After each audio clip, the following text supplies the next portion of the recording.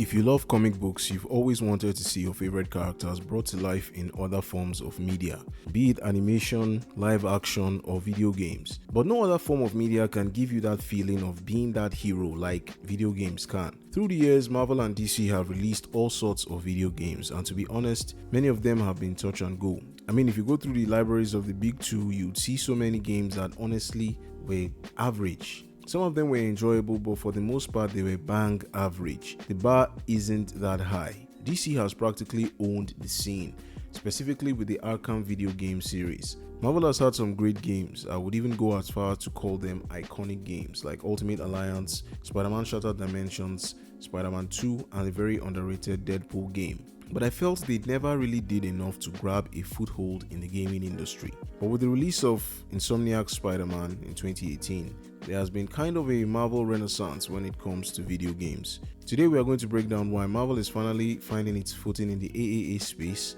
We'll look at the creative shift, the MCU's role in Marvel gaming, and whether the upcoming slate proves that the renaissance of Marvel gaming has begun. I can't talk about the state of Marvel games without talking about the masterpiece that is the Arkham series. Before Arkham Asylum launched in 2009, superhero games were almost exclusively low-quality tie-ins rushed to coincide with the release of a movie. These games suffered from rushed development, resulting in poor gameplay and forgettable storytelling. Rocksteady instead created an original story set in its own universe, proving that a superhero game didn't need a film attached to be successful. The Arkham series introduced gameplay mechanics that became industry templates, free-flowing combat and stealth mechanics. The stealth mechanics in this game were incredible. The world felt immersive and alive, not just big for the sake of being big. And for the next few years, DC through Batman was the undisputed king of superhero gaming. During this time, Marvel was on the sidelines, so to speak. This era for Marvel was a mixed bag. Most of the games released were just mediocre games attached to the movies. Marvel games to me are kind of like their animation division. Even though the games definitely got more attention than the animation, followed the same trajectory where it started well and then it reached a point where it felt like they just didn't care anymore. Especially with the MCU's emergence and considering how Arkham set an extremely high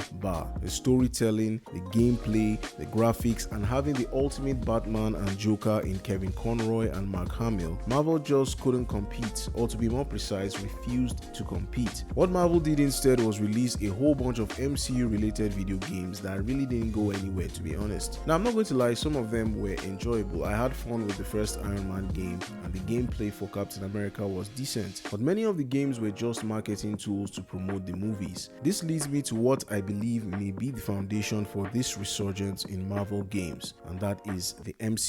So much can be said about this juggernaut of a franchise. The highs, the lows, the in-between, and with so much success, the franchise has inevitably impacted other forms of media. But before we discuss the phenomenon we all know as MCU synergy, let's talk about the positives. The MCU's biggest credit is that it introduced the general audience to lesser known characters, giving the company the confidence to go beyond their more notable characters like Spider-Man or the X-Men. There's no bigger example of this than the Guardians of the Galaxy. Ever since they debuted in the MCU, they've gotten their own solo game, and characters from that roster have made appearances in Marvel Rivals and the upcoming Token fighting game. I don't believe this game happens without the MCU. This game also doesn't happen without the MCU. Even the success of Marvel Rivals can be partly attributed to the MCU. The MCU became known for shedding light on the lower tier of Marvel characters, which could then be used in other forms of media like video games. The other side of this coin is MCU synergy. In other words, changing elements in other media formats to fit the MCU style. The incredible popularity of the MCU led to other formats suffering from that success. The MCU became a double-edged sword. From the animated TV shows to the tie-in video games, even the comic books, MCU synergy created a ceiling that did not allow for creativity. It was more of brand alignment than creative vision. A great example of this is Marvel's Avengers. Using the same lineup from the MCU to the character designs looking the same, the game felt more like a rehashed MCU movie than its own world. Even though I think the story was good, other technical issues like repetitive combat, bad performance, the game being riddled with bugs, the lack of content condemned that game. The game felt like it was trying to feed off the success of the MCU and try to be as close to the MCU as possible without actually being the MCU. And what these media creatives need to understand is that the MCU only works well within the MCU. Trying to enforce MCU synergy rarely ends well. The animated universe that heavily relied on the MCU style was a bust, and yes, I'm including What If. The video games that directly tied into the movies were a waste of time, and the comics that tried to do the same didn't really do anything for the books. MCU synergy only works for the live action films, because in other mediums where you need to be a bit more creative, fans expect more from the source material. The release of Insomniac Spider-Man in 2018 would change the landscape for Marvel, as it would lead to a new era of Marvel gaming. That game was a breath of fresh air in superhero gaming. The storyline, the fight mechanics, the web swinging made for such an incredible experience that it became one of the best-selling games in PlayStation history. It spawned a spin-off and a sequel, both to similar success. But we all knew that. This game is what propelled Marvel games to diversify into different genres and different studios.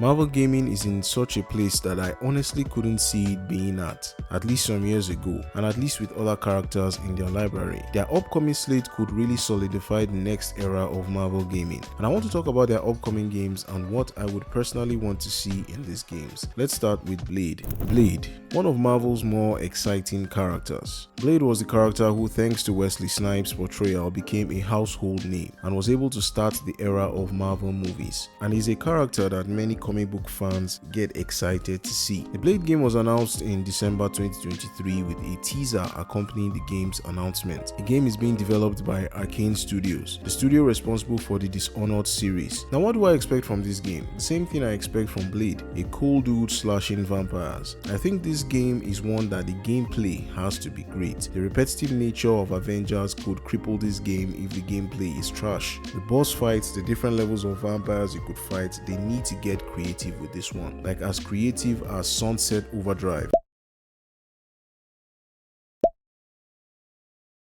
Sunset Overdrive. I really wish you got a sequel. A hack and slash game with a great story is not too much to ask, especially for the character of Blade. If the game looks like what we saw in the teasers, visually, I'm cool with that. A Blade hack and slash reminiscent of the Greek era of God of War is something I would welcome wholeheartedly. Honestly, I'm expecting the game to be a success. If they give Blade cool weapons, great boss fights, incredible music, I don't see how they could blow this. But just to be safe, I'll just knock on wood there. Hopefully we get some updates soon in terms of actual footage or gameplay, but I'm optimistic. Even though they went into full production in late 2024, it doesn't mean anything bad, right? Right?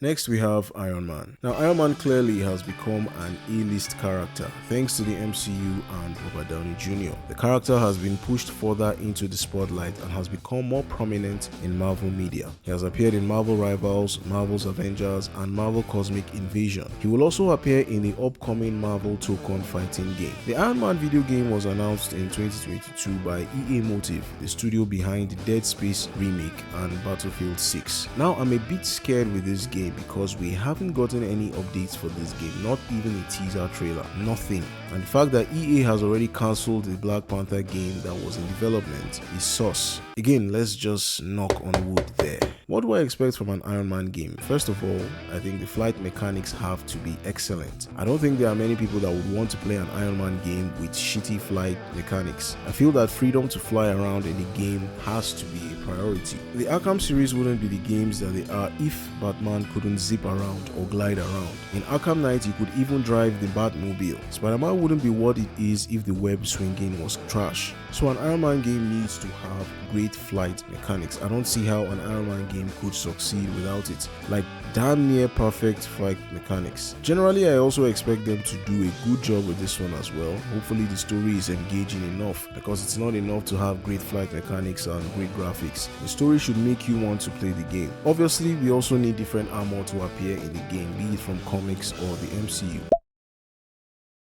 Like, not having that in the game would be a missed opportunity. The flight mechanics, the weaponry, maybe even an online mode. There is so much potential with an Iron Man game that if they nail this game specifically, it could raise Marvel gaming to an even higher plane. Finally, Marvel 1943: The Rise of Hydra. The game is being developed by Skydance New Media with Amy Hennig attached. She was the creator of the Uncharted series, so the potential for this game is immense. The game is based on the comic book run Captain America: Black Panther: Flags of Our Fathers. You can go read that run for yourself. It's a pretty run-of-the-mill story about a young Steve Rogers and his first meeting with Azuri's Black Panther, T'Challa's grandfather. Now, I don't really know how to feel about this game. I would be way more optimistic if only Captain America and Black Panther were the playable characters, but from the information we've gotten, we have two other original characters that will be playable for some reason. I say this because most people would want to play this game as either Captain America or Black Panther. Even though in the comics there is a mini arc with one of the supporting characters, I don't think it's enough to make him playable. Two new characters nobody really knows could take the spotlight away from the main characters. Then again, if they are relegated to the supporting roles as they should be, there's really not too much to worry about. Now, this game has to have a more engaging story than the comics. As the story in the comics is set in the 1940s, the backdrop is World War II. They were literally fighting Nazis. Adolf Hitler made an appearance in that run. As we all know, Hydra is the scientific wing of the Nazis, so hopefully the game is more focused on Hydra, the organization, than the Nazis as a whole. You really can't go wrong with a classic Captain America story where he uncovers a Hydra conspiracy. Black Panther for me would be the X factor in this game. Imagine scenarios that could arise with Hydra having spies in Wakanda. Now, before you say it doesn't make sense, there was a character who played that role in the comics, and his name was, I kid you not, White Gorilla. Safe to say, with this current political climate, he won't be making an appearance. The Wakandan boss fights, the landscape, the world building, that part of the game and the relation to Hydra would definitely be something worth exploring. I could see the game having stealth mechanics reminiscent of Arkham to go with that espionage thriller vibe. I also like the fact that the game is set in 1943. For me, that's a great creative decision. I feel it gives the game its own identity. I could see some of those villains in the comics make an appearance. We haven't seen anything official about the gameplay yet, but as the game is being written and directed by Amy Hennig along with other writers, we could be in for a treat. Marvel took on the fighting game and Insomniac's Wolverine are already ready for launch, and we pretty much know what to expect. So that's all from Marvel games for now. If all these games become hits, the Marvel gaming renaissance would be in full effect. Which games are you excited for Marvel? Let me know in the comments. Don't forget to like and subscribe, and I'll see you in the next one.